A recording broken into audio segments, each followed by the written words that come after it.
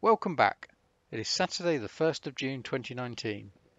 The weather has been fantastic with a high of 26 degrees centigrade, which for the UK is pretty hot.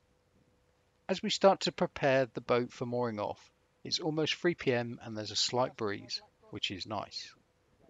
We're not going to rush, it's a little bit too warm to be doing any of that.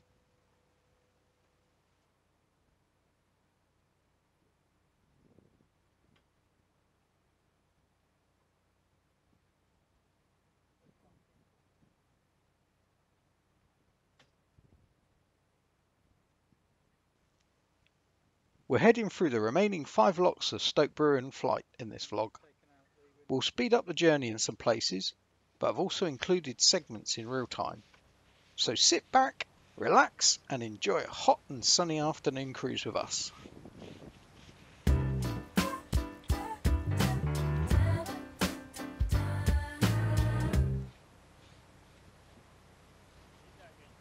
Paul can be seen here picking some of the tree blossom off of the roof of the boat, and also from under the solar panels. We had wandered up to what I had mistakenly called the Coal Pits Country Park, which turns out to be the Brick Pits Country Park. Just below Lock 15 here at Stoke Bruerne there used to be a brickyard. Records show that during the time of the constructions of the Blissworth Tunnel, the brickyard was owned and operated by a Joseph Ludlam. Joseph had also taken on a contract to finish the deep excavations of both ends of the tunnel. At the end of June 1804, the contracts for these works were reissued, as Joseph Ludlam's works at the tunnel had failed, and he had been made bankrupt, and subsequently jailed. Records also show that in 1846, George Savage, on being granted permission to make a dock leading off the canal, established a brickyard alongside the canal. In the 1880s, the brickworks at that yard had grown to include 4 downdraft kilns grouped around a basin off the canal. We found a picture of a George Savage brick that was made at the works here at Stoke Bruerne. That's displaying on the screen right now. Today the area where the brickworks was has been returned to nature and is now the Brick Pit Country Park. The land is pocketed with small pits and the entranceway to what was the basin is still visible.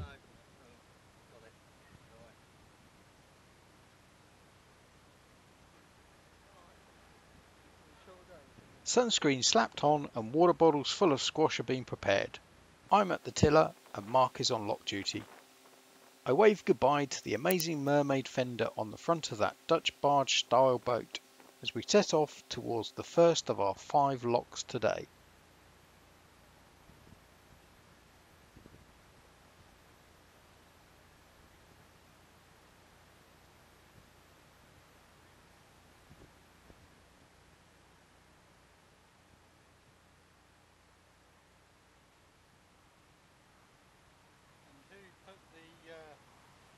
Who put the centre line? There are 2 boats already in the lock. We saw them pass us a little bit earlier just before we set off, so we're going to have to hold position here for a while.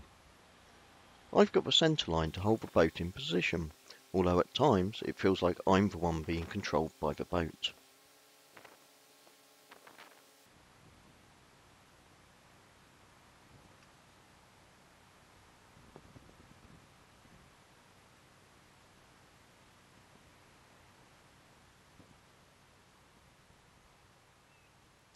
Paul takes over rope duties. The other boats have left the lock, so I go and check to see if there are any boats coming in the other direction. No one in sight, so I open the paddles to fill the lock. Once full, I open the gate for Paul.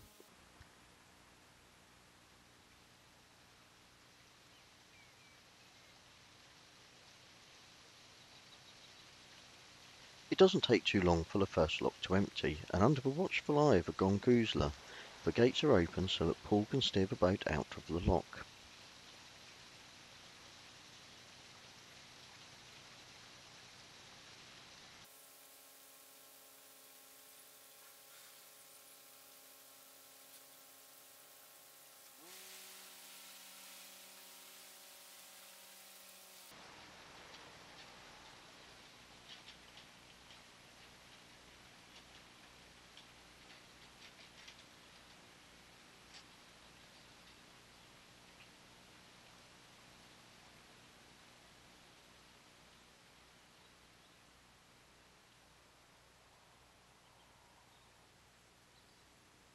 I suddenly realised that the remaining 4 locks are all going to be set against us as we're following 2 other boats down the flight, which means that after checking to see if another boat is approaching from the other direction, nope, nothing coming.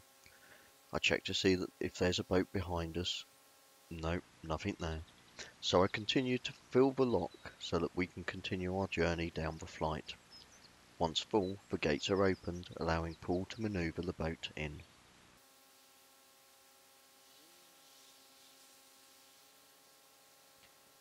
As you can see, these are the wide locks of the Grand Union Canal.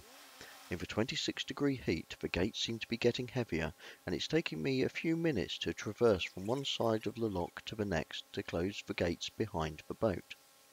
Paul does the waiting for the gates to be closed dance on the cruiser deck at the stern of the boat, which makes the boat wobble.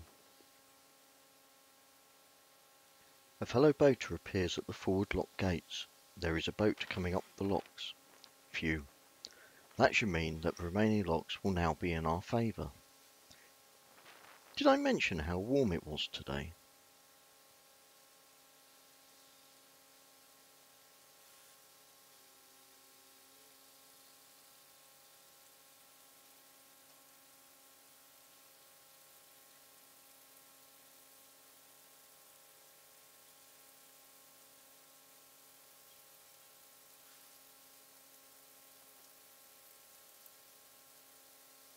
It doesn't take very long for all the water in the lock to drain, and we've soon got the gates open and the boat is once again on the move.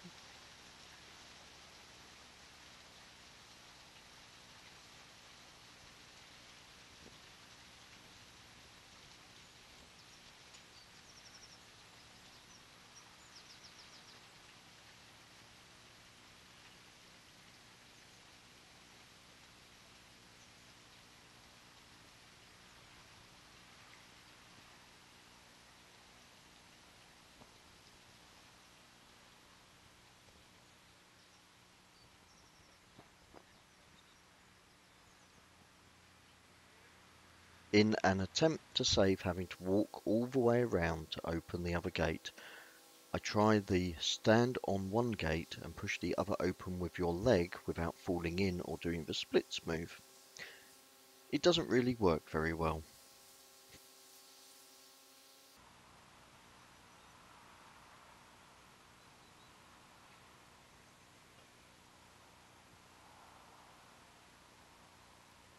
Maybe I was a little too quick to judge there. It worked just enough. I'm still going to have to close it though.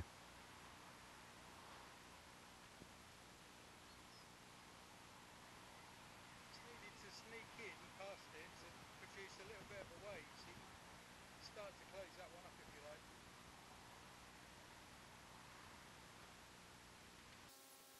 The bridge ahead carries the A508 across the canal. This is the Northampton road which joins the A5 just north of Milton Keynes to the M1 motorway before continuing on into Northampton and then beyond to Market Harborough. Paul steps off the stern to close the lock gate behind the boat.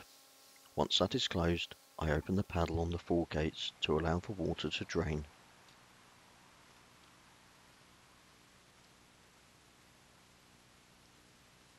Well then.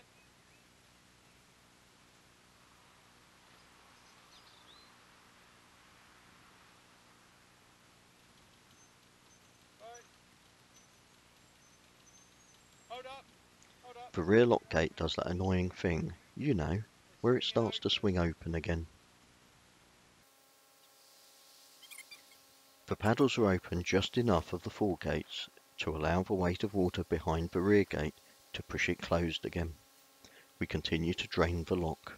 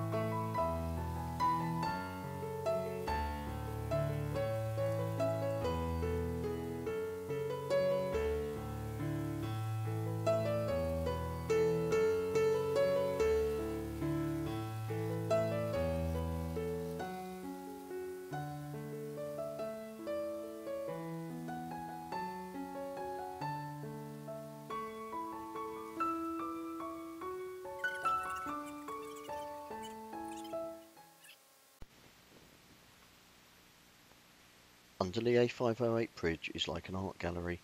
There are framed mosaics created by local school children which feature images of canal life and other themes which are mounted on the abutments on both sides.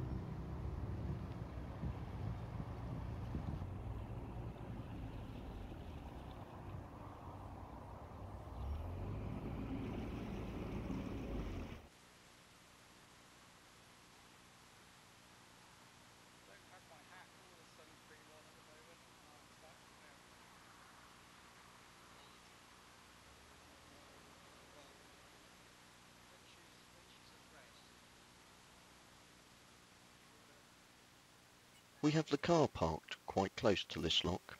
As there is no one else waiting for the lock, we take time to disembark some luggage, to top up on our sun cream, refresh the water bottles, and to swap over. Paul has his hat on and is now on lock duty.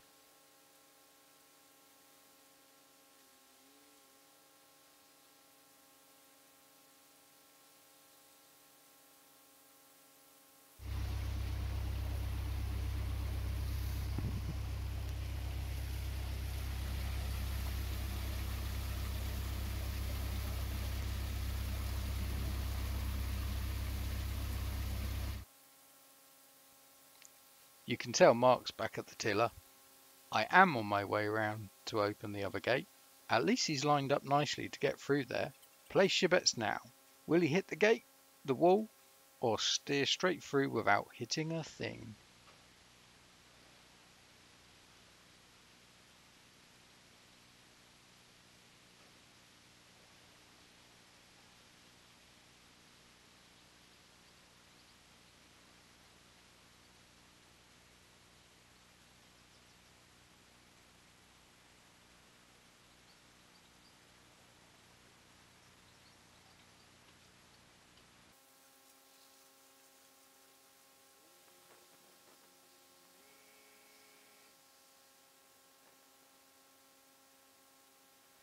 It's getting windier.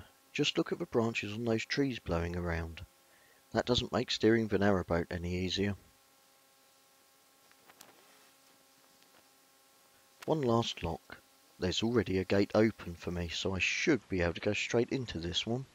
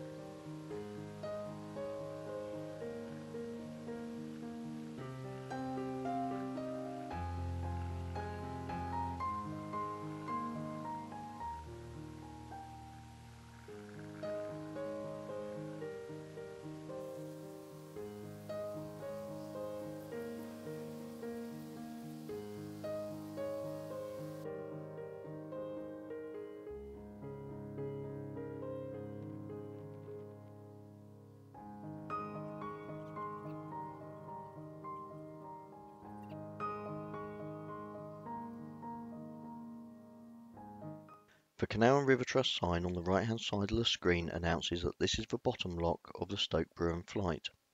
It's also lock 20 on the Grand Union Canal.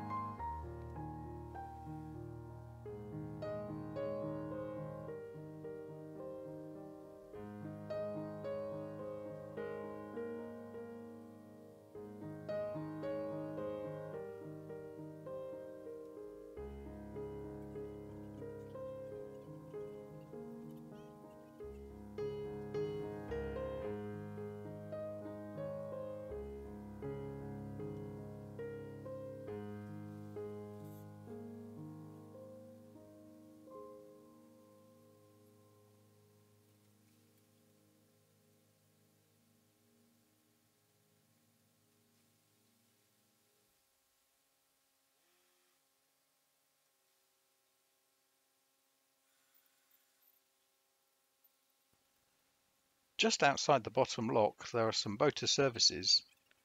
There is a place for rubbish, a portaloo and a whole row of water taps. Other boaters are using these to wash their boats, and there is room for us to pour over and make use of the services, which we were going to do. Looks like we timed that perfectly.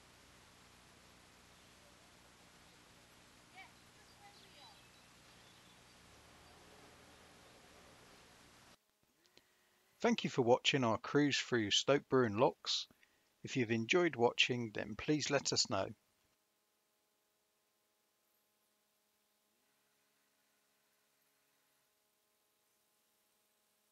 You can hit the thumbs up button or leave a comment below.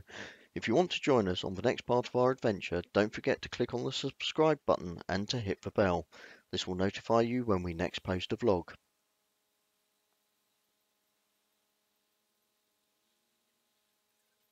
See you next time. Bye for now.